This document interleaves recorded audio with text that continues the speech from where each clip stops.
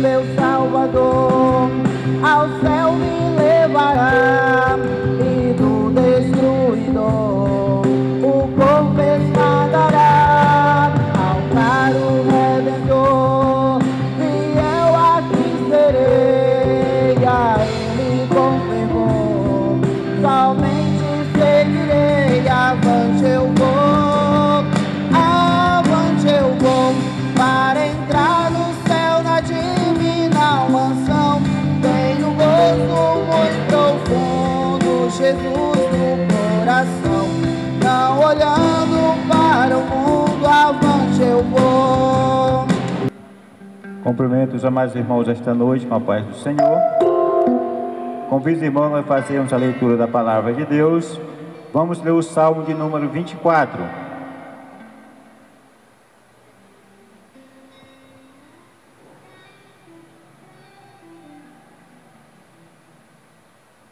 Leio um versículo, os irmãos leiam o versículo seguinte.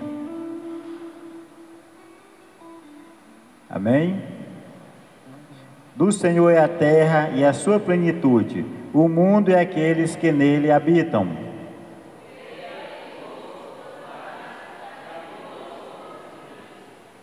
Quem subirá ao monte do Senhor, ou quem estará no seu santo lugar?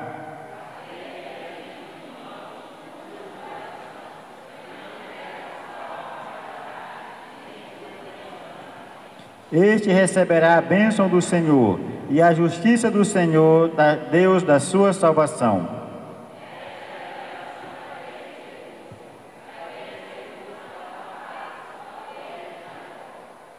Levantai, ó portas, vossas cabeças, levantai-vos, ó entradas eternas, e entrará o Rei da Glória.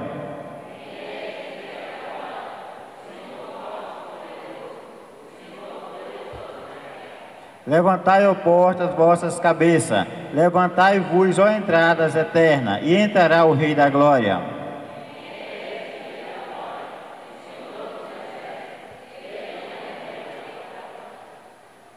Ó Deus querido, Tu sabes, Senhor, como a Tua igreja, como cada um, Senhor, tem chegado aqui nesta noite. E talvez, Senhor, alguém tenha chegado dizendo: Senhor, fala comigo nesta noite. Deus, que Tu venha falar com o Teu povo, através dos louvores, através da Tua poderosa palavra. Deus, fica conosco, é o que nós Te pedimos, no nome do Senhor Jesus. Amém.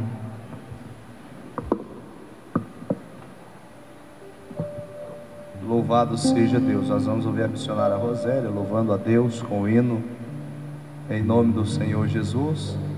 As congregações que estão aí na escala para louvar já estão tudo no ponto. Deus, irmãos da congregação Emmanuel, levante a mão aí. Glória a Deus. Vamos ouvir a missionária louvando. O círculo de oração está no ponto para cantar também, minhas irmãs? Não, né? Então nós vamos ouvir a missionária louvando ao Senhor nosso Deus, logo após a congregação. Os irmãos ainda estão chegando, estão se aproximando. Cadê? Não chores, quem cuida de você não dorme. Levanta, tem muita gente que te ama. Deus mandou te dizer que vai acontecer. Deus mandou te falar que tudo vai passar. Não chore,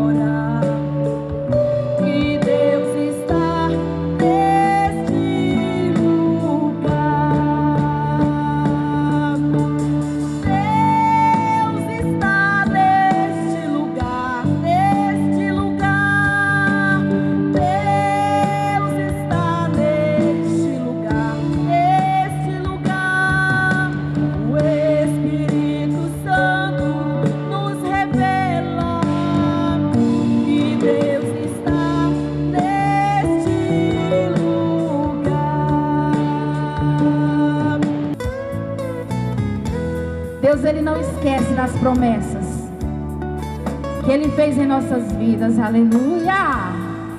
Ele é fiel, aleluia.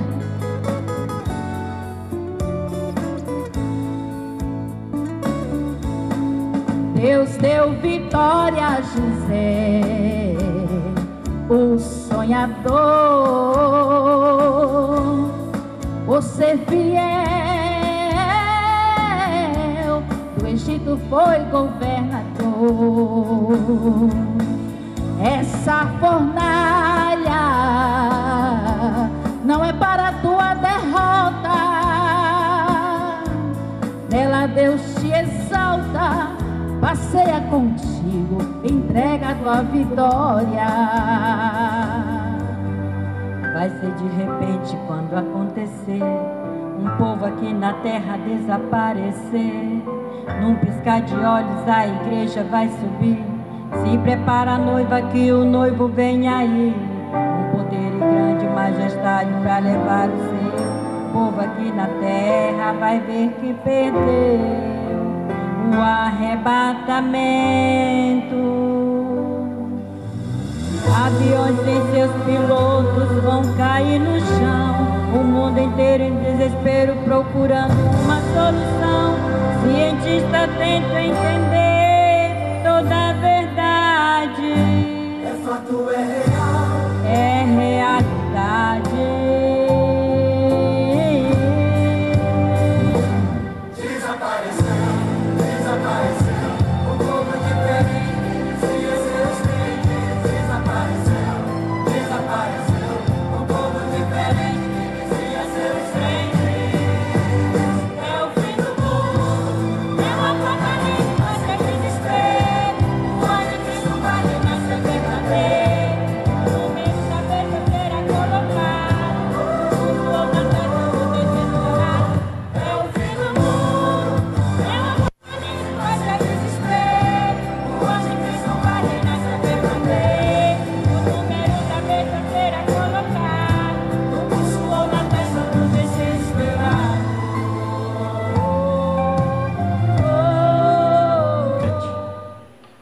Carta de Paulo aos Efésios, capítulo de número 5 e o versículo de número 27.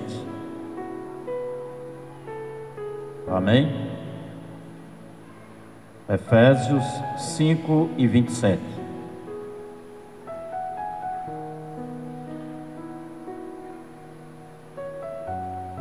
Leiamos.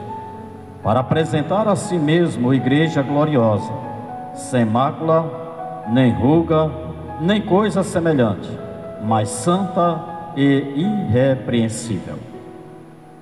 Meus queridos e amados irmãos, nós queremos meditar um pouco sobre este tema, as qualidades da noiva de Cristo, ou seja, as qualidades da igreja. Todos nós sabemos perfeitamente o que quer dizer essa palavra igreja ou eclésia, né? Um grupo chamado para fora. A figura da igreja no Antigo Testamento era exatamente Israel. Tá, Israel figurava a igreja, por quê? Porque foi um povo exclusivo de Deus, chamado para cultuar a Deus fora do contexto que vivia, que era exatamente o Egito. Então Deus, com mão forte, com braço forte, com mão poderosa, tira Israel do Egito, tira o povo hebreu do Egito e leva exatamente para um outro lugar, para cultuar a Ele, para adorar a Ele ali no deserto. Muito bem, nós já sabemos disso. Existem dois aspectos da igreja. Primeiro, um aspecto local, ou seja, a igreja dentro de um contexto local, dentro de uma comunidade. Paulo, por exemplo, quando escreveu aos Gálatas, ele se referiu à igreja de Cristo aos Gálatas, né, na região da Galácia. Aos Coríntios também, a igreja de Cristo que estava na cidade de Corinto, de Filipos, de Tessalônica e assim sucessivamente.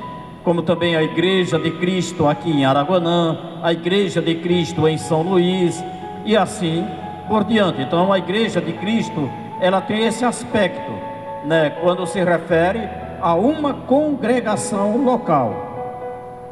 Mas ela tem também o aspecto universal ou invisível, que é exatamente a Igreja de Cristo que está no mundo inteiro.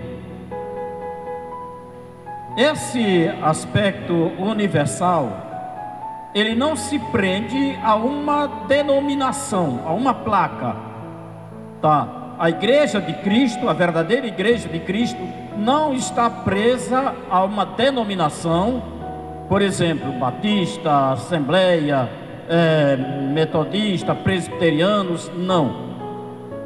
O corpo invisível de Cristo, a Igreja universal de Cristo, ela está em todas as localidades. A Igreja Assembleia de Deus é o maior movimento pentecostal do mundo. Mas existem países que não existe a Assembleia de Deus. Tá? Existem países que não existem a Assembleia de Deus. Existem países que talvez não tenha igreja luterana, não tenha igreja presbiteriana. Ora, a Assembleia de Deus, irmãos, ela, ali a data mesmo que ela começou a existir, foi ali por volta de 1906, ali nos Estados Unidos. Mas antes dela, não existia a Igreja de Cristo? Existia. É claro que existia, né? A Assembleia de Deus só passou a existir em 1906, de 1906 para cá. Mas antes dela existiam outras igrejas. Existiam os batistas, os metodistas, os presbiterianos, os episcopais, anglicanos e assim sucessivamente. Então a Igreja de Cristo, ela é universal. Ela está em todos os lugares. Os atributos da Igreja de Cristo. O que quer dizer atributo? Qualidade própria. Tá. Quais são os atributos da Igreja de Cristo? Primeiro, a Igreja de Cristo, ela é una. Ou seja, não existe duas igrejas de Cristo. Só existe uma igreja. Ela é una. Pode existir muitos ministérios. Hoje o cristianismo, ele tem várias ramificações. Tá? O cristianismo como religião tem várias ramificações. Existe o catolicismo romano, existe o catolicismo ortodoxo grego, existe o catolicismo ortodoxo armênio, existe o catolicismo ortodoxo etíope e assim sucessivamente. Dentro do protestantismo existem os tradicionais, os pentecostais, os neopentecostais e agora já também classificam, né, os sociólogos cristãos já também colocaram uma outra ramificação, que é o pós-pentecostalismo. Então, dentro do movimento das igrejas tradicionais ou históricas, existem os batistas, presbiterianos, metodistas, anglicanos, luteranos e assim sucessivamente. Os pentecostais, existe a Assembleia de Deus, Cristã do Brasil. Os neopentecostais, tem uma série aí que não dá de falar tudo agora, até porque não lembro mesmo. E já existem os pós-pentecostais, que já são mais recentes. Mas mesmo com todas essas ramificações, a Igreja de Cristo é una, porque só existe uma Igreja de Cristo, só existe um corpo de Cristo. Tá? Não existe várias igrejas de Cristo, existe uma Igreja de Cristo. Segundo, ela é santa. Tá? A Igreja de Cristo é santa. Ela é santa. A Igreja de Cristo, irmãos, ela não é aquela igreja mesclada com pecados. O crente individual, sim. Tá. Mas a igreja, como corpo invisível de Cristo, é santa. Terceiro, ela é universal, como nós já falamos. O terceiro atributo da igreja de Cristo é universal, ou católica, como se diz no grego. Por quê? Porque ela está em todos os lugares. Existe uma região no Círculo Polar Ártico, chamada de Lapônia, lá depois da Islândia. Até algumas décadas atrás, a única igreja que existia na Lapônia era a luterana. Até hoje não se sabe como a igreja luterana chegou lá. Alguns talvez acreditam que chegou exatamente com o movimento missionário que existiu lá por volta do século XVIII, os moravianos, liderados ali pelo conde Nicolau Zinzendorf. Então acredita-se que talvez com esse movimento missionário, então enviaram missionários ali para aquela região, mas não existe um registro histórico. Mas até algumas décadas atrás, a única igreja que existia naquela região era a luterana, ou seja, a igreja de Cristo estava também presente naquela região tão distante. Então, um dos aspectos da igreja de Cristo um dos atributos, é que ela é universal. O quarto atributo da igreja de Cristo, ela é apostólica. Apostólica por quê? Porque compreende dois aspectos. Primeiro, a igreja de Cristo, ela deve seguir a doutrina dos apóstolos. Tá. A igreja de Cristo não tem que inventar doutrinas novas.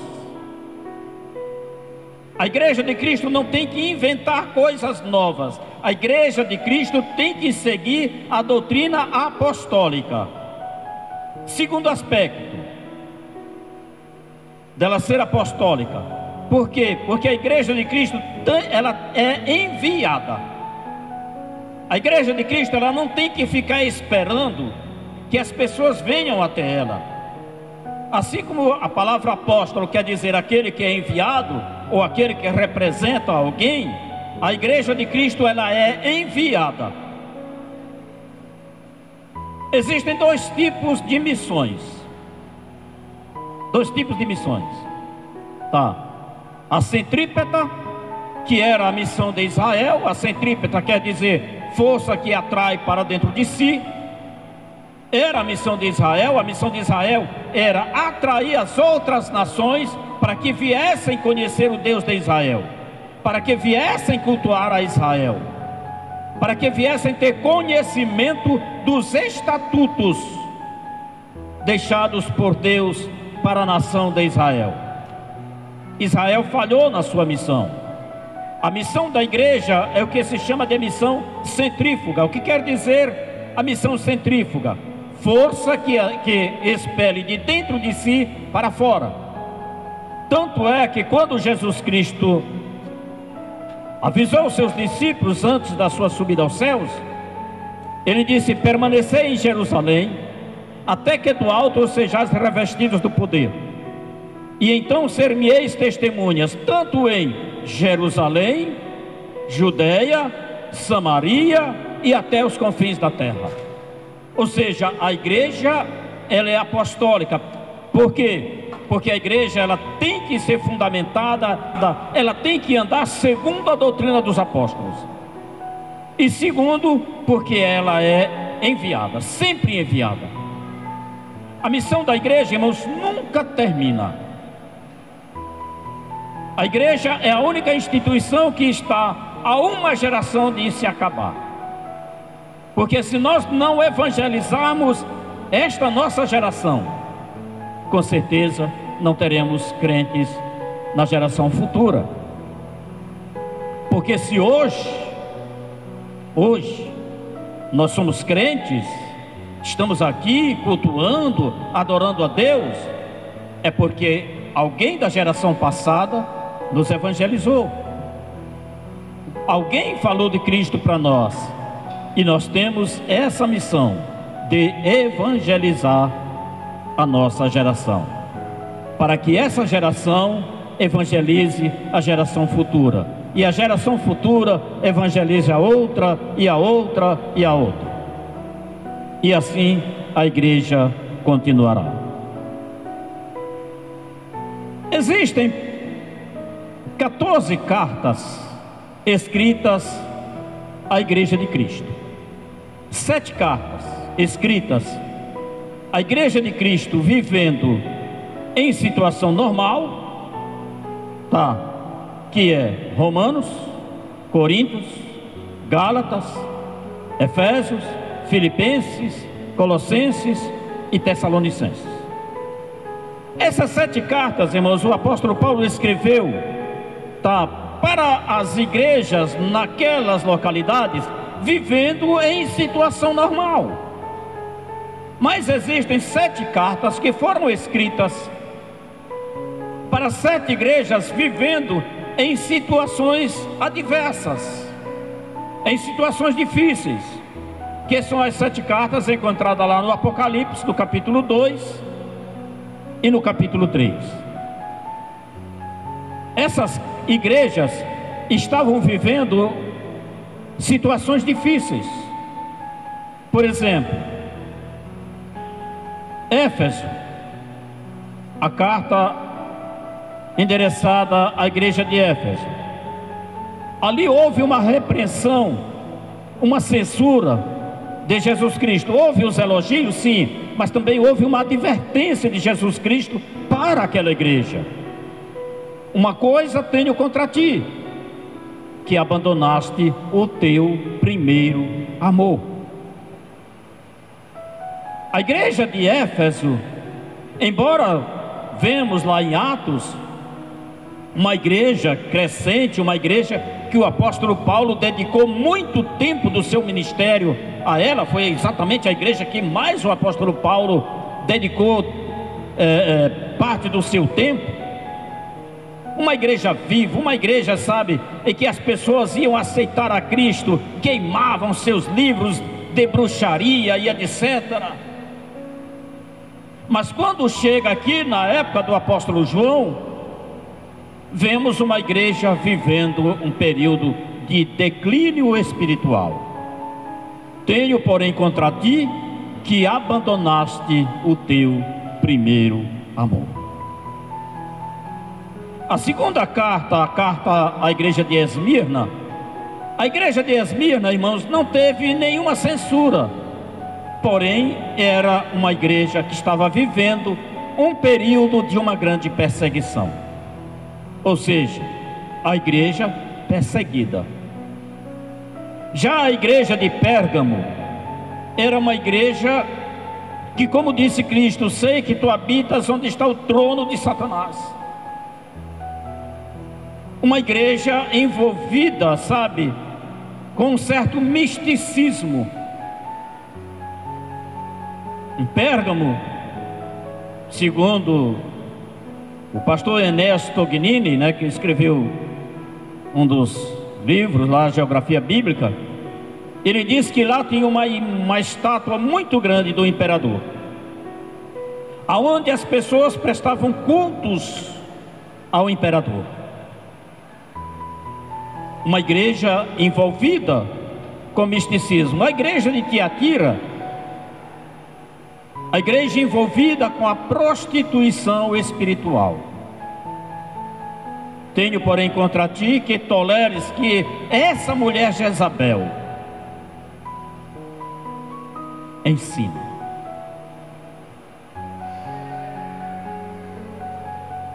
A igreja de Sardes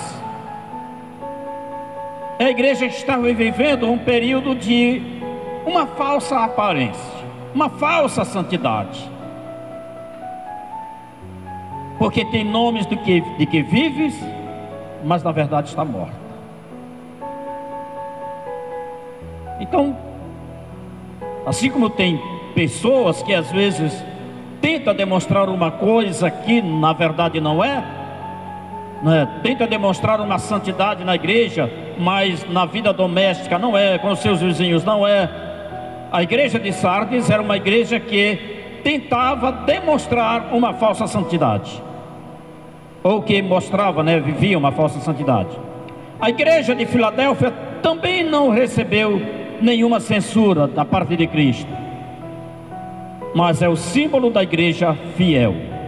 A igreja de Laodiceia, que é a 7ª igreja, é exatamente uma igreja morna, ostentosa, porém cega, pobre e nua.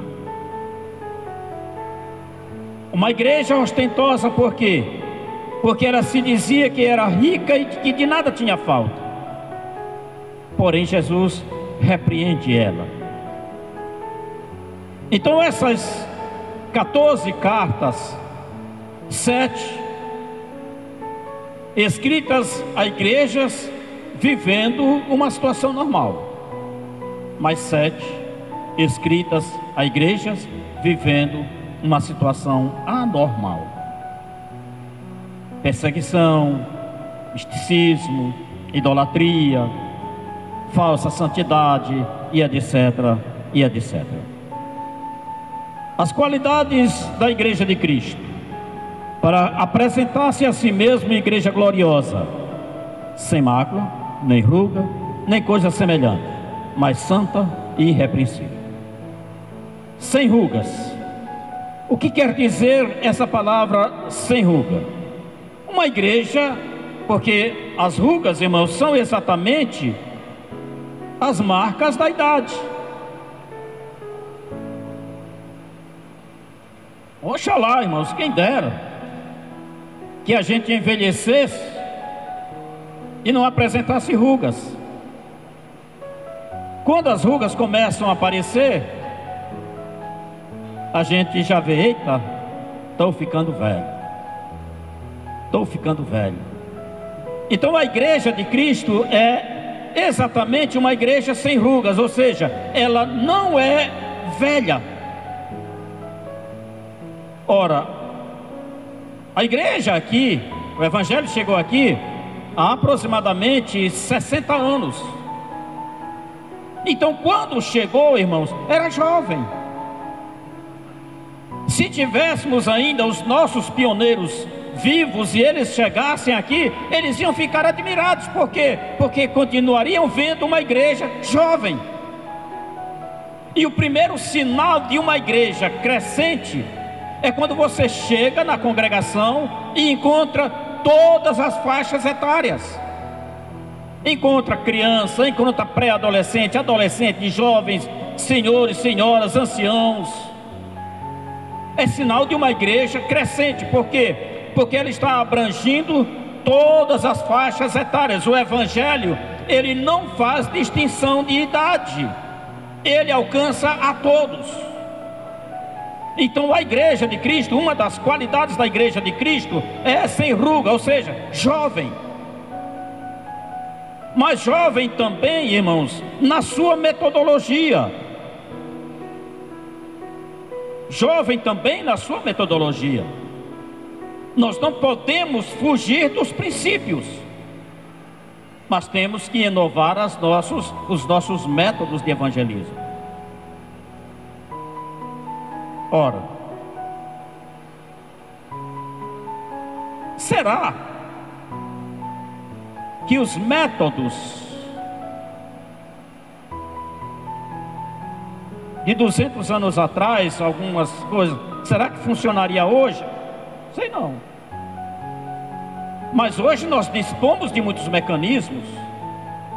Hoje nós dispomos do rádio, da televisão, das redes sociais. E aí é pecado a igreja utilizar esses mecanismos para evangelizar? Não, não é.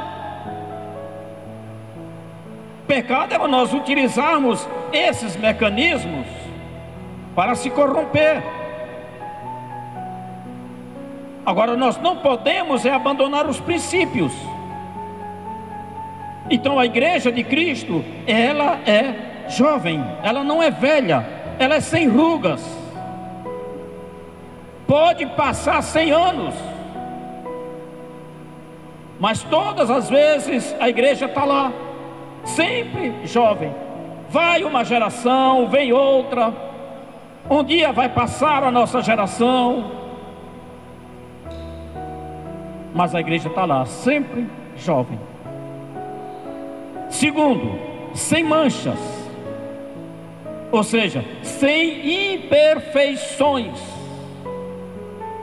Sem imperfeições. A igreja de Cristo, o corpo invisível de Cristo, é perfeito. Não tem manchas, não tem nada que desabone o seu caráter, a sua conduta. A igreja de Cristo, diz aqui o apóstolo Paulo, na leitura que fizemos do versículo 27 do capítulo 5, que ela é irrepreensível. O que quer dizer irrepreensível? Aquele que não dá motivo de ser repreendido, aquele que não dá por onde ser repreendido. Então a igreja, uma das qualidades da igreja de Cristo é sem manchas, sem imperfeições, sem nada, sabe, que venha macular, que venha manchar. Terceiro, virgem. Israel foi comparada como uma esposa, mas a igreja de Cristo não é comparada como uma esposa. A igreja é comparada como uma virgem. A esposa tem filhos, a virgem não teve. Por que virgem? Porque ela não deve, sabe, enquanto ela aguardar a Cristo, ela tem que permanecer virgem, ou seja, ela não pode contrair nenhum relacionamento. Por quê? Porque ela está desposada para Cristo, ela está prometida para Cristo. E o que pode prejudicar esse relacionamento? Um outro casamento. Ou seja, Israel contraiu um outro relacionamento, se prostituindo com outros deuses, abandonando o Deus verdadeiro e passando a cultuar outros deuses. Então a igreja de Cristo, ela não pode contrair relacionamento com outros deuses. Ela foi prometida para Cristo e tem que continuar aguardando Cristo. Ela não pode se tornar idólatra. Pode ter segmentos religiosos que sejam idólatras, pode ter crentes que sejam idólatras, porém a igreja de Cristo não é idólatra. Ela não contrai relacionamento com outro. Por quê? Porque ela é virgem. Ela é virgem. Ah, pastor, mas tem crente que é idólatra. Tem segmento religioso que é idólatra e diz que é cristão. Tem. Agora, pertence à igreja de Cristo? Não. Não. Por quê? Porque a igreja de Cristo, ela é virgem, ela está prometida, ela não pode contrair relacionamento com o outro. Ou seja, ela tem que continuar guardando o seu noivo. Tem que continuar guardando o seu noivo. Ela é vitoriosa. E as portas do inferno não prevalecerão contra a minha igreja. Jesus Cristo não está dizendo aí no plural, Ele está usando o singular.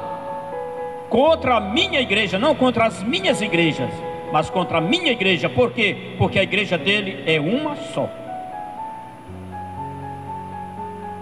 Existe congregações locais que não resistem às tribulações, às perseguições.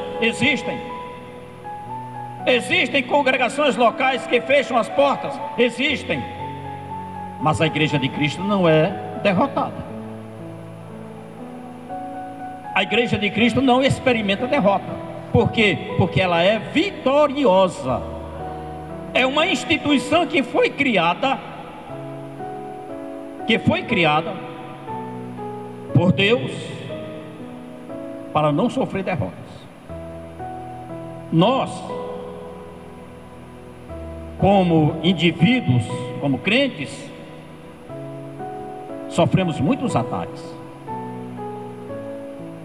E muitos chegam até mesmo a abandonar a fé, se escandalizam e etc. Mas a igreja de Cristo não. A igreja de Cristo não, ela é vitoriosa. Pode se levantar demônios, pode se levantar o inferno inteiro, mas ela está ali intacta, firme. Podem matar centenas de cristãos, mas ela está lá firme.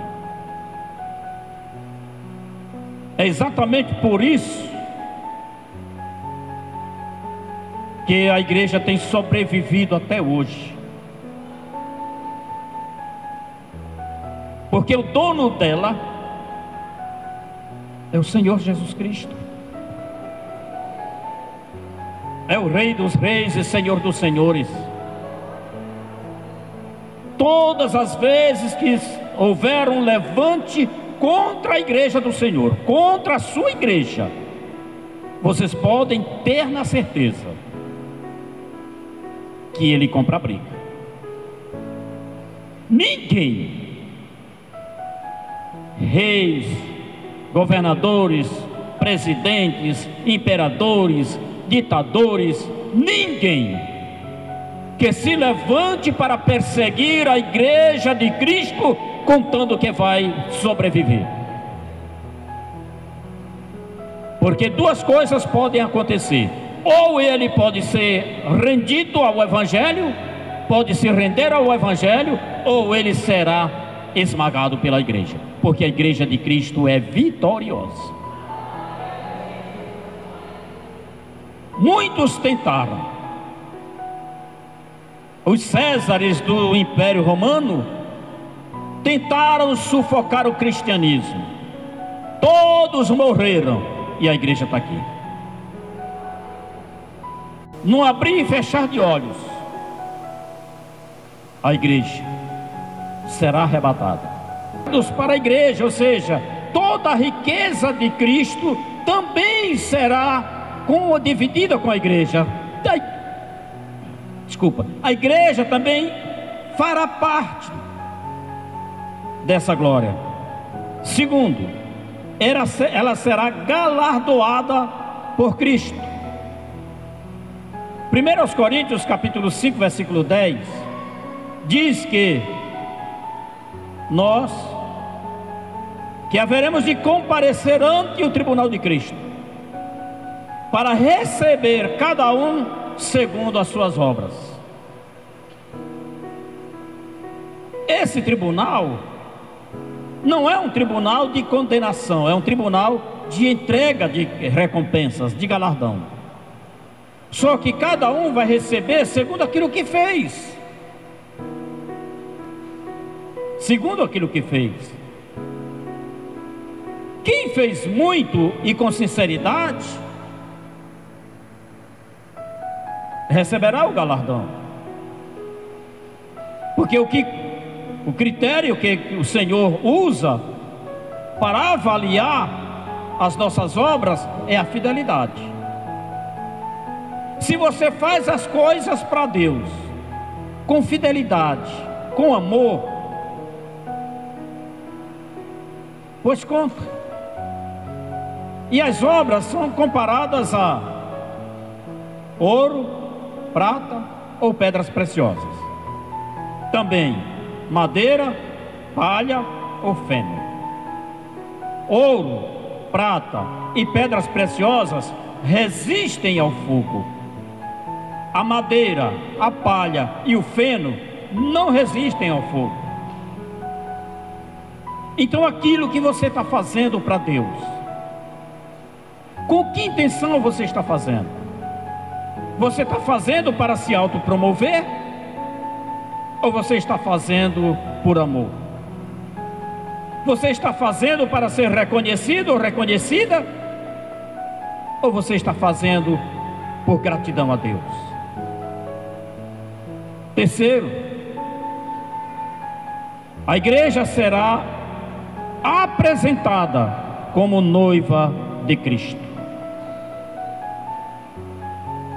Apocalipse capítulo 19, os versículos 7 e 8. Ela será apresentada.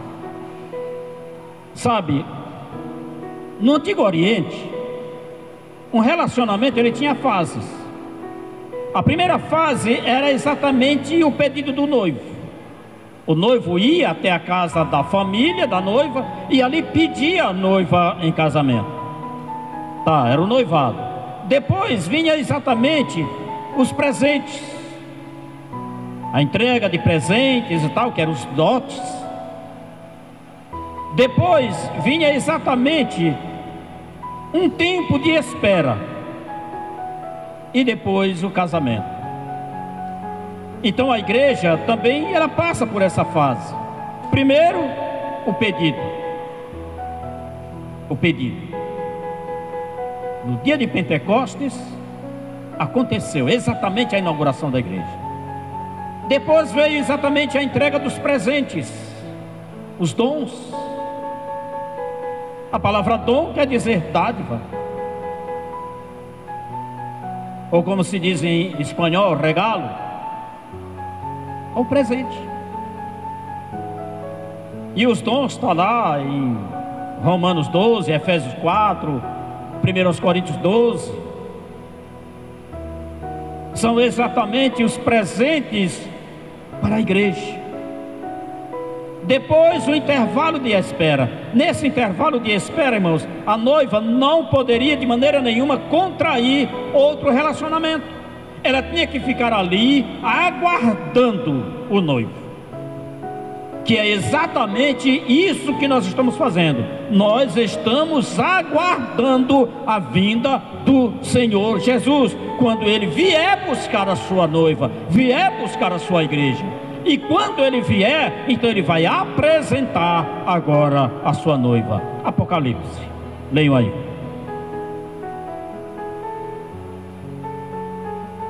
(19, 7 e 8).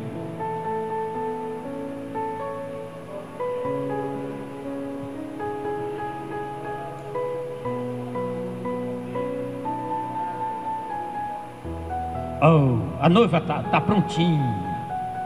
Prontinha. Continua.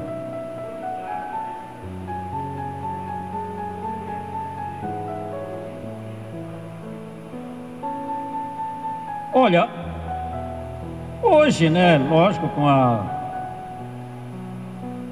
diversidade de pensamento, né, a liberdade de pensamento, a noiva, ela hoje em dia ela escolhe, né? Tem noiva que escolhe vestido azul, outras de outra cor e tal. Mas até algumas décadas atrás, né, a noiva para se casar ela tinha que se vestir, casar, né? O seu vestido era branco. Era branco, né? Falando exatamente da pureza, a flor de laranjeira, né? Período aí do coronelismo aqui, então as flores tinham que ser flor de laranjeira, né? Tudo isso ali tinha um simbolismo para a cultura da época, costume da época. Então a noiva de Cristo também, irmãos, ela se apresentará gloriosa, majestosa, vestida de linho branco finíssimo. E ele ainda diz: quem são a justiça dos santos. Você já imaginou? Todos nós estamos aqui nessa fase de espera. Estamos esperando, tá? Estamos nos preparando, nos arrumando, desfrutando dos presentes que Ele deixou para a sua igreja. Foi feito o pedido, Ele já entregou os presentes, né? Tá certo, tá aqui. os dotes, mas todos nós estamos aguardando. Mas vai chegar o momento em que nós nos encontraremos e participaremos das bodas. E nessas bodas terão muita gente ali presente. Muita gente. Pessoas que você nem imagina. Jesus Cristo disse que naquele dia muitos virão do norte, etc, etc. E se assentarão na mesa com Abraão, Isaac e Jacó. Nesse dia você vai conhecer todos os patriarcas, profetas, homens que fizeram a história, homens que escreveram a Bíblia, homens que fizeram, que construíram a história da igreja. Nesse dia nos assentaremos juntamente com eles. Será uma festa, irmãos, gloriosa. Já participamos de muitos casamentos, já fizemos a cerimônia de muitos casamentos, mas tenho certeza que nenhum desses se compara com o encontro de Cristo com a sua noiva. Ela será unida a Cristo pelas bodas do Cordeiro, ou seja, bodas quer dizer exatamente festa de casamento. Então nesse dia a igreja, está lá no Apocalipse capítulo 19, versículo 9. Então nesse dia será realizado o casamento. A igreja será herdeira com Cristo. Romanos capítulo 8, versículos 16 e 17. A igreja será herdeira com Cristo.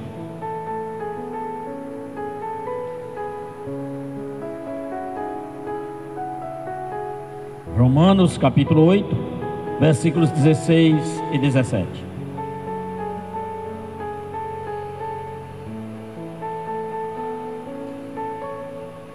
Que somos filhos de Deus.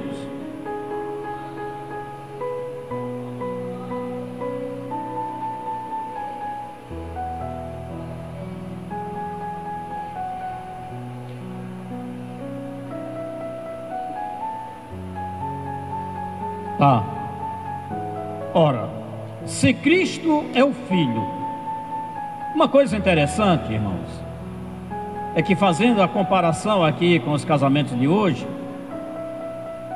o casamento de Cristo com a sua igreja, o casamento de Cristo com a igreja, será no regime de comunhão de bens.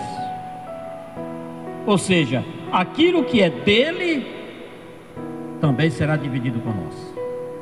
Aquilo que pertence a ele, nós também iremos possuir. A herança de Cristo também será nossa. Tudo aquilo que é de Cristo também é nosso. Por quê? Porque seremos herdeiros juntamente com Cristo.